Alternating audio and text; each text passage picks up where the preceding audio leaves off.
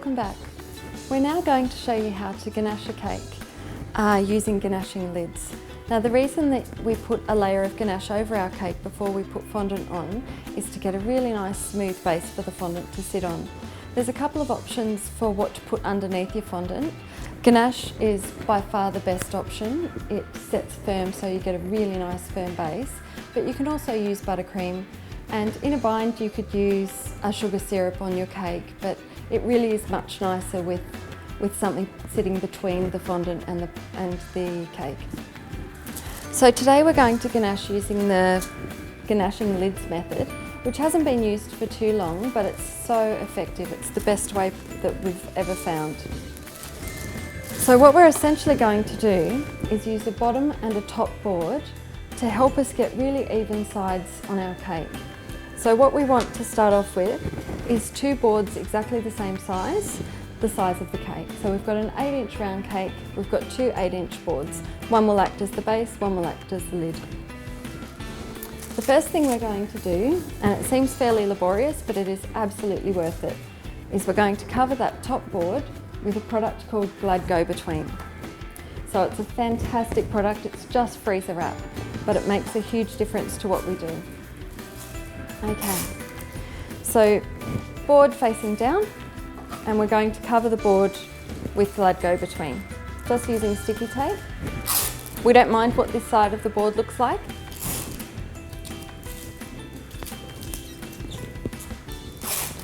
So I'm nearly there, 2 more pieces. I'm not sure if you've been counting, I haven't.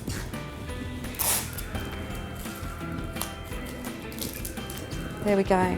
So when you're happy that you've got that all stuck down, I'm just going to put a few more bits on there. Turn the board over and you shouldn't be able to see the go-between. So if you can move it with your fingers, then it's probably not tight enough. It needs to be absolutely tight to the point you can't tell it's there. Okay, and then set that aside. Okay, now we'll bring our cake over.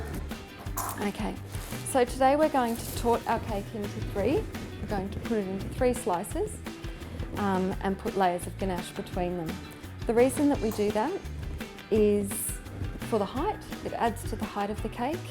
For the flavour, it's obviously really nice to have ganache running through the centre there rather than just a big slab of cake. And for the aesthetic, when you cut through, it looks really professional and nice to have those layers. So the first thing we're going to do is just take the top off our cake. So just take that off there. That one's been in the freezer, so it's a little bit sticky. You don't need to take all of it off. If you had really crunchy bits, then you'd get rid of them. But otherwise, you're just looking to flatten it. Okay. So bits of my cake are coming off. Don't panic. Ganache can fix everything. Just going to clean off my knife. It's good to work with clean tools as much as you can. So to find the 3 layers, I'm going to use the back of my knife just to score where I want my layers to be. So I've got my 3 layers there. I'm going to roll the cake around, finding the bottom of my cake a bit sticky, so I'm just going to put it on some go-between.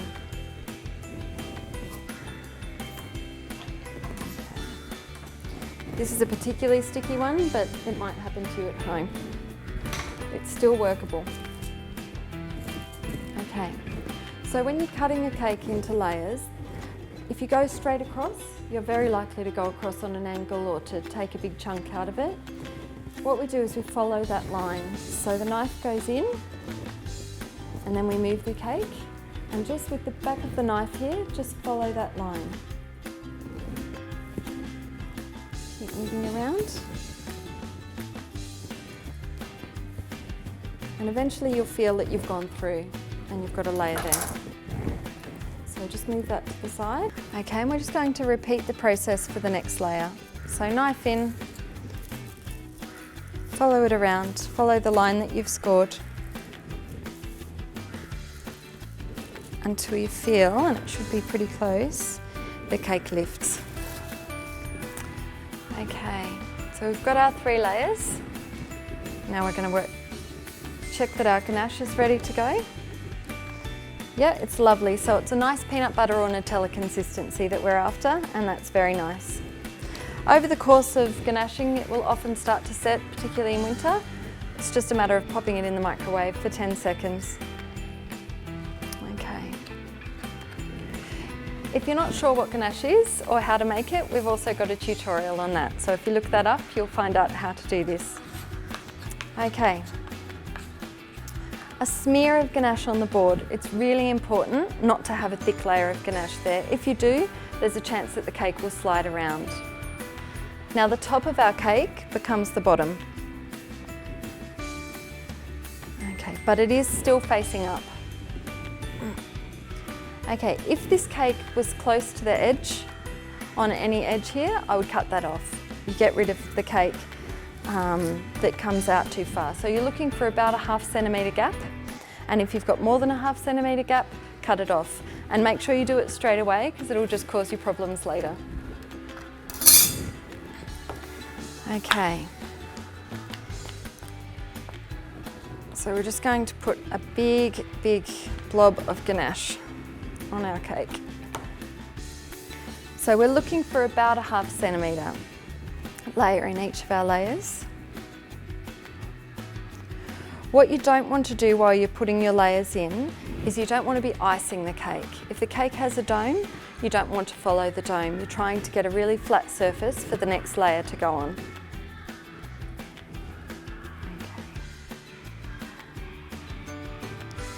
So that looks fairly flat. So I'm going to put my next layer on. Now the next layer to go on is the middle. So the middle goes on.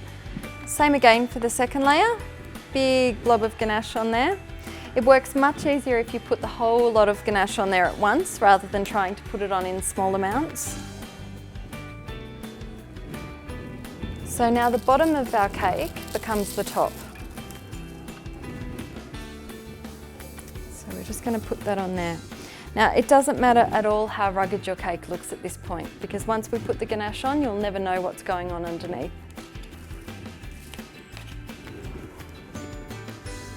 Now at this point, hop down, see how you're going, see if it's level. What I can see when I go down is that my cake is on an angle downwards. So just a little bit of ganache, lift that up, pop a little bit of ganache on that side and have another check. Okay, I'm pretty happy with that, that looks fine. Okay, now the way this differs to traditional ganaching is that our top layer of ganache goes on the board rather than on the cake. So we're just going to put a big blob on there, much the same as you did for the other layers.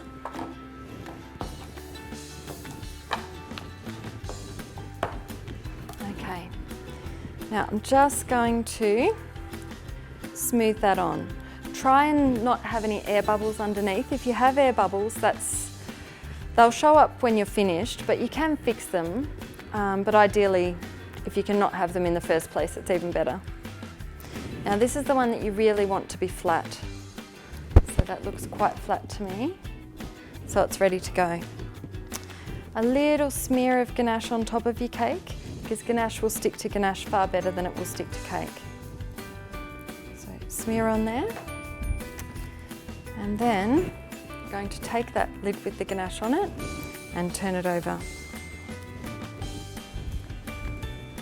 So I'm just going to scrape a little bit of the excess ganache away with the ganache scraper. Okay. Now what I need to do is make sure that those two boards line up. If they don't line up, my cake will be off on an angle. So I use a ganache scraper to do that, flat against the board, and you can see there that I've got quite a gap.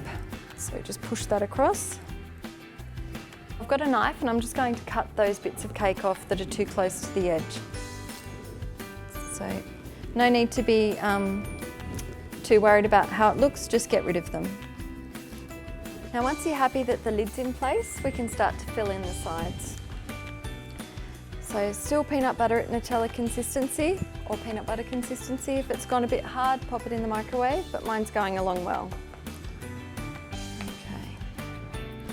So big chunks of ganache And we're just going around the cake. We want to come back with a really thick coat. Ridiculous amount of ganache.